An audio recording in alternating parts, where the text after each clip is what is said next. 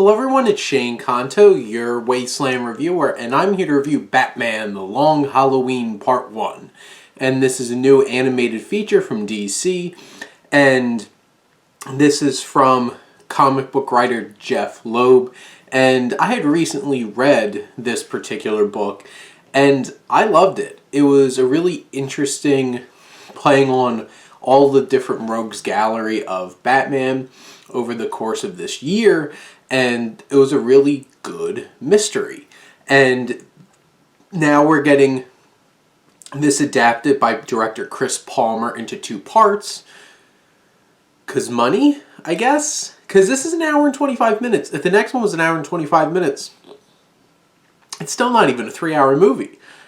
But anyway, so we're getting these 2 films. I'm here to review the first one. First things first, this really feels like the first half of a movie. So that's the tricky thing. It really feels like we're getting left with a really obnoxious cliffhanger here, and that's kind of expected at this point because it literally does feel like they just chopped this in half for money-making purposes. But this cast, we have Jensen Ackles, who's playing Batman, who was Red Hood in the Red Hood and under the Red Hood, and I think he does a really fine job as Batman here. We have Josh Duhamel as Harvey Dent, who does a fine job here. Naya Rivera as Catwoman, who apparently passed away, and that's really sad when that popped up at the end of this film. And then you have Troy Baker as Joker, because, like, I get it. The graphic novel has Joker and has all these other people in it. Basically, you get Solomon Grundy and Joker in here, and obviously Harvey Dent hinting at things for the future. And you have Lost alum Titus Welliver as Carmine Falcone. And you have this all set up here. You got really like the big mob side of things here.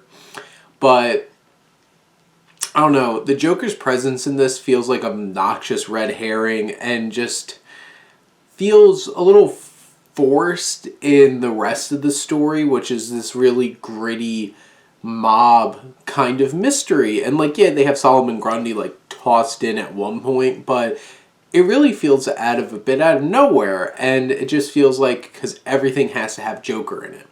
So this big obnoxious red herring's there, and it's very obvious he's not the one who did it, but they need to try to sell that to make this potentially interesting to include him. And the animation here is an interesting look to it. I like it, except the facial expressions, a lot of the time, it's either a really flat affect about it, or it's a really, like, there's some silly, weird looks that some of the characters, especially like Batman and Harvey Dent, give to people. And I'm like, what the hell's going on here? But from like a style standpoint, it feels very much like we're dealing with this murder mystery. And it has that vibe. The music is intense and eerie. It kind of gave me like the Alienist vibes, which could be going for that kind of vibe specifically with this mystery. But I appreciate the mob story, and it has a solid mystery and detective story, and it keeps showing like Batman at this point isn't the world's greatest detective, and he's really trying to figure things out, and everybody keeps giving him crap about it. So it's that kind of stage of Batman, and it makes for an interesting story. And you definitely have a lot of character work, whether it's Batman, and like Bruce Wayne and Selena Kyle and Catwoman.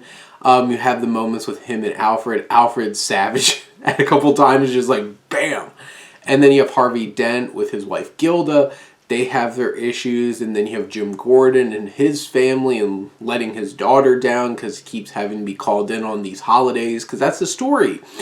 Somebody keeps murdering people on holidays. We have the Halloween murders and the Thanksgiving and Christmas and wrapping up with New Year's Eve here.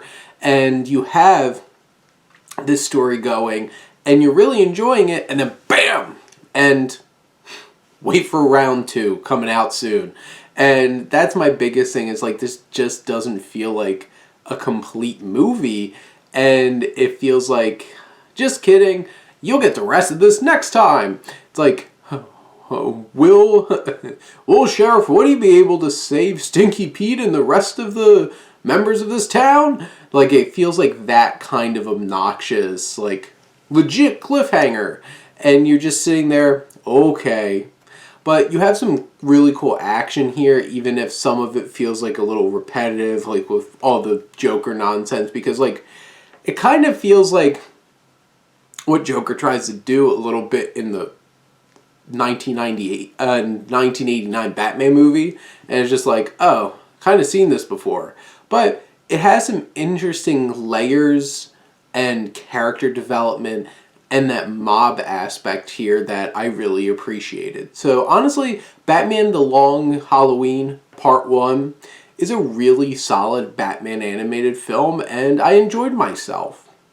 I really need the second one, because who did it? You'll have to find out.